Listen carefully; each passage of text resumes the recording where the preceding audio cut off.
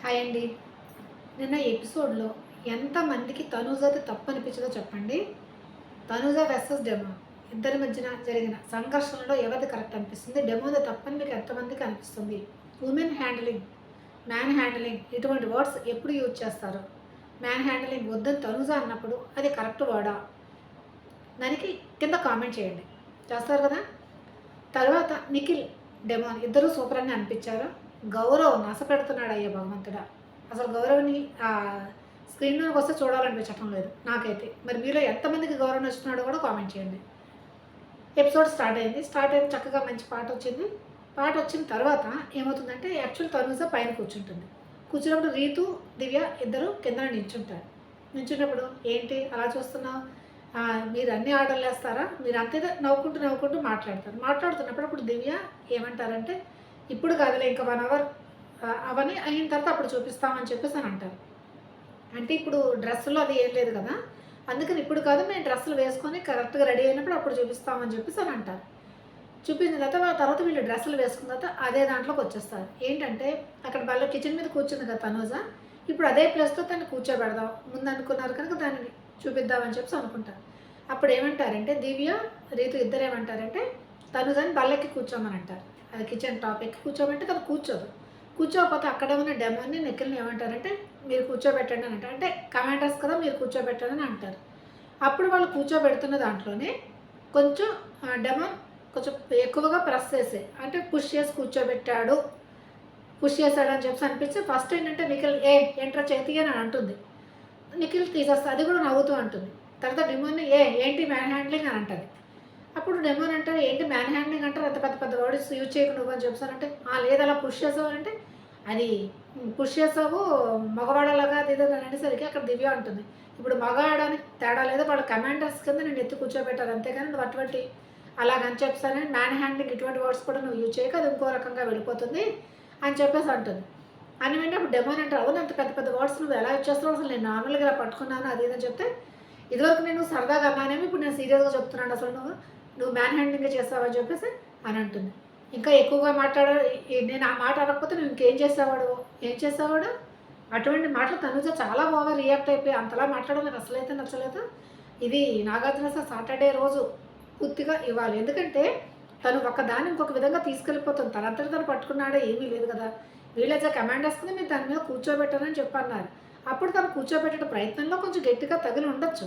అంతేగాని దానికి man handling తర్వాత ఇప్పుడు నేను ఒక్కదాన్ని ఉంటే ఒక్కడే ఉంటే ఏం చేసేవాడో ఏంటి మాటలు నేను అసలు డెమోని ఎప్పుడు చాలా డీసెంట్‌గా బిహేవ్ చేస్తాడు ఒక రితుతో తప్ప. రితుతో కూడా ఫ్రెండ్లీగానే ఉంటాడు. అలాగని కాదు ఎప్పుడు తనకు ఆల్రెడీ భయమేస్తున్నది. ముందు రీతుతో గొడవ జరిగినప్పుడు కాళ్ళ దగ్గర నించొని తను చెప్పిన సమాధానాలు అవన్నీ మనం చూసాం కదా!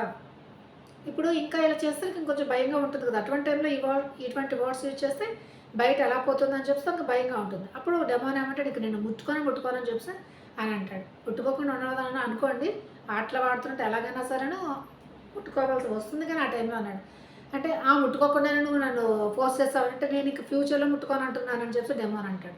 అయితే ఈ విధంగా జరుగుతుంది. దీంట్లో తనూజదే 101% తప్పని చెప్పేసి నాకు అనిపిస్తుంది. మీలో ఎంతోమంది తనూజదే డ్రామా చేసింది, యాక్టింగ్ చేసిందని చెప్పి తనూజ ఒక ఫ్యాన్స్ అయినా సరే నాకు చెప్పండి కరెక్ట్ తనూజ దీంట్లో తప్పుందా లేదా అని చెప్పేసి.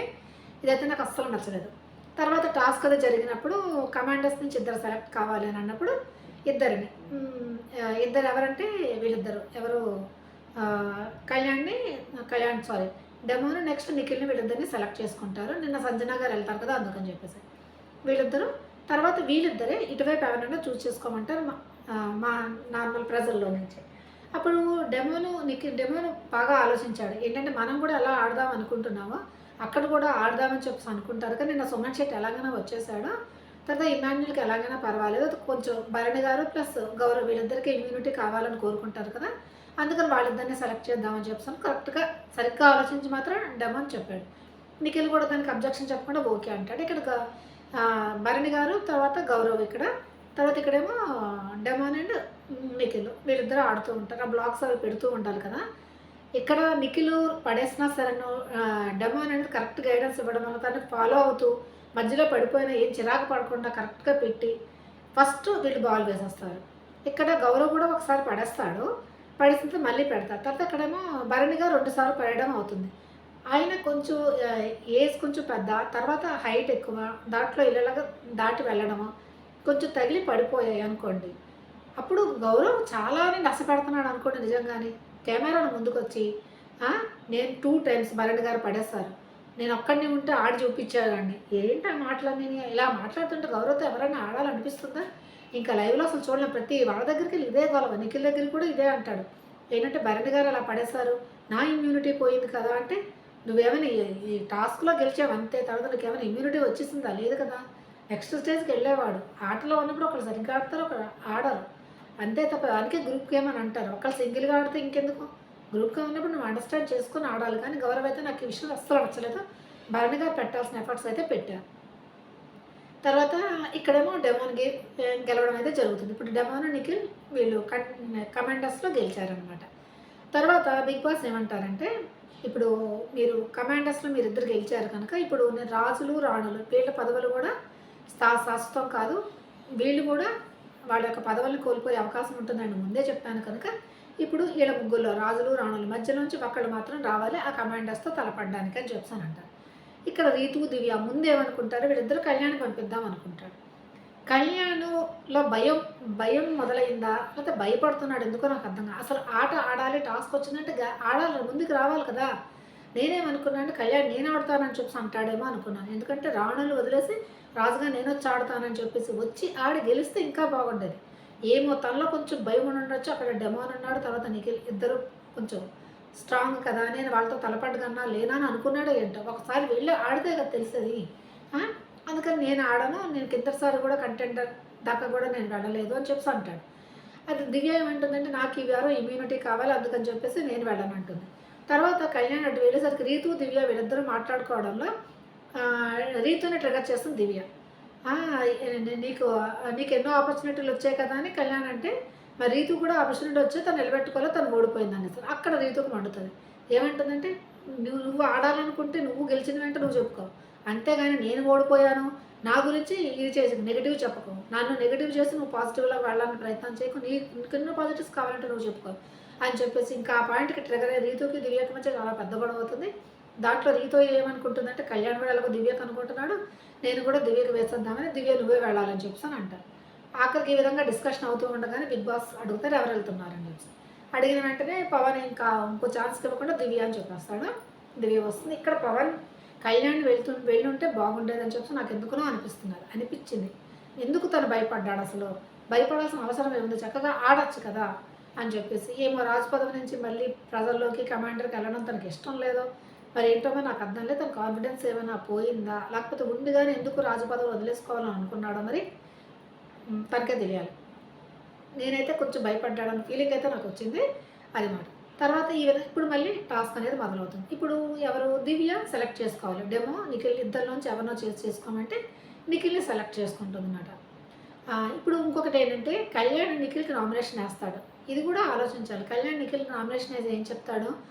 నువ్వు బాగా ఆడి, నీ పవర్‌ని బాగా చూపించి నువ్వు ముందుకెళ్తే బాగుంటుందని నామినేట్ చేస్తాడు కనుక నిఖిల్ ఏమంటాడు? ఈ వారం నుంచి నేను ఆడతాను, ఆడి చూపిస్తానని అంటాడు. అదేవిధంగా ఈ గేమ్‌లో తను ఆడి చూపించాడు కూడా. అటువంటి నిఖిల్‌తో కళ్యాణ్ తలబడి, కళ్యాణ్ గెలుచుంటే ఇంకా ఇంకొక విధంగా ఉండేది. కళ్యాణ్ ఇంకొంచెం ఊపరికి పైకి ఎదిగేవాడన్న ఫీలింగ్ అయితే నాకొచ్చింది. ఇప్పుడు దివ్య ఏంటి నిఖిల్‌ని సెలెక్ట్ చేసుకుంటుంది. అప్పుడు వీళ్ళిద్దరి మధ్య టాస్క్ పెడతారు. టాస్క్ పెట్టడం ఏమీ లేదు. డ్రమ్ములకు ఉంటాయి కదా! అవి స్క్రూలు తీయాలి. స్క్రూలు తీయడంలోనే నిఖిల్ ఏంటంటే ఇక్కడ మగవాళ్ళు, ఆడవాళ్ళని లేదు మెయిన్. ఇద్దరు కరెక్ట్‌గానే ఉన్నారు. నిఖిల్ చాలా దివ్య తక్కువలో ఇద్దరు కరెక్ట్‌గానే ఉన్నారు. నిఖిల్ ఏంటంటే తన ట్రిక్ ఉపయోగించాడు. ఇలా 2 చేతులతో ఫటాఫట్ తీసేస్తాడు ముందు. దివ్య ఏం చేసిందంటే ఇలా తీయడంలో టైం వేస్ట్ చేసింది. ఇది ఒక్కటే డిఫరెన్స్ వచ్చింది. అంతకంటే ఏమీ లేదు. తర్వాత దివ్య కూడా 2 చేతులు అనేసరికి 2 చేతులతో తిప్పడం మొదలుపెట్టింది. తనకు అర్థం కాలేదు. 2 చేతులు ఇలా తీయాలని చెప్పేసి పైనుంచి కింద నుంచి ఇలా తొందరగా ఫ్లో అవుతుంది కదా అది. నిఖిల్ ఆ విధంగా ట్రిక్ ప్లే చేసి తొందరగా డ్రమ్ములు తీయడం, తట్టించడం పడేయడం, తర్వాత దాని మీద పెట్టడం, బాల్ వేసుకోవడం ఇవంతా ఈజీ టాస్కే. ఎక్కడంత పెద్ద కష్టమేం లేదు. అది స్క్రూ తీయడంలో దివ్య లేట్ చేసింది అంతకంటే ఏమీ లేదు. ఈ నిఖిల్ తను డ్రమ్ములన్నీ సెట్ చేసే లోపల నిఖిల్ గేమ్ అయితే అయిపోతుంది.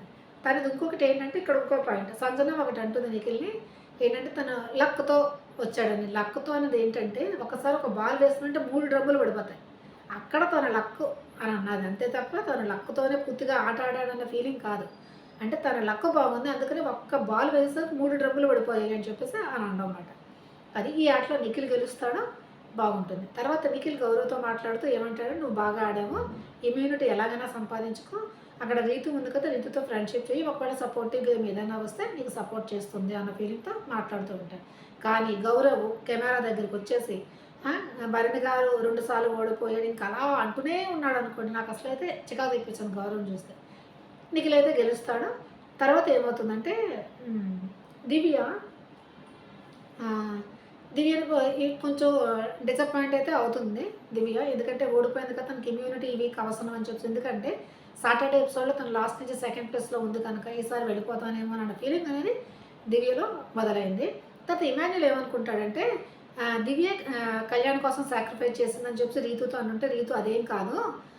అసలు కళ్యాణ్‌ని పంపిద్దాం అనుకున్నాను. తర్వాత తను తను నన్ను ట్రిగ్గర్ చేసింది. ఇంక నేను ఒప్పుకోకుండా దివ్యాని అడగమన్నాను. అంతే తప్ప తనేమి సపోర్ట్ చేసేయలేదు కళ్యాణ్‌కి అని చెప్పేసి చెప్తుందన్నమాట. మనం కూడా అలాగే అనుకుంటే ఏమో అని చెప్పేసి అలా కాదు. తనకి ఇమ్యూనిటీ కావాలని చెప్పి ఉన్నది. కళ్యాణ్‌ని పంపిద్దామని ఉంది. మధ్యన వీళ్ళిద్దరూ గొడవ అవ్వడం వల్ల దివ్య రావాల్సి వచ్చింది. అంతకంటే ఇంకేమీ లేదు. తర్వాత చెఫ్ అనే ఏంటి జాతిరత్నాలు దాంట్లో వేశాడు. చెఫ్ ఉంటారు కదా! ఆయన రావడం. తర్వాత ఆయన కొంచెం ఇమాన్యుల్‌ని పొగడడం. తర్వాత ఆయన మంచి ఫుడ్ అది తీసుకొని వచ్చారు. అదంతా మళ్ళీ ఓకే. నేను ఆల్రెడీ అప్‌లోడ్ చేశాను. లైవ్ అప్డేట్స్ మిడ్‌నైట్ టాక్స్ అని. అది తప్పకుండా చూడండి. చాలా ఇంట్రెస్టింగ్‌గా ఉంటుంది. దాంట్లో కళ్యాణ్ గురించి చాలా కొన్ని విషయాలనేది మీకు తెలుస్తాయి. అది తప్పకుండా వీడియో మాత్రం చూడండి. దీనికన్నా ముందుగానే నేను అప్‌లోడ్ చేస్తాను. ఇంట్రెస్టింగ్‌గా ఉంటుంది. అందుకని ప్లీజ్ ఇంతవరకు సబ్స్క్రైబ్ చేసుకోని వాళ్ళు సబ్స్క్రైబ్ చేసుకోండి. లైక్ చేసి వీడియో అంతా చూసారని అనుకుంటున్నాను. ఒకవేళ చేయకపోతే లైక్ కూడా చేసేయండి. లైక్ చేసిన వెంటనే హైప్ బటన్ ఇలా వస్తుంది. దాన్ని కూడా క్లిక్ చేసేయండి. ఓకే. Bye bye.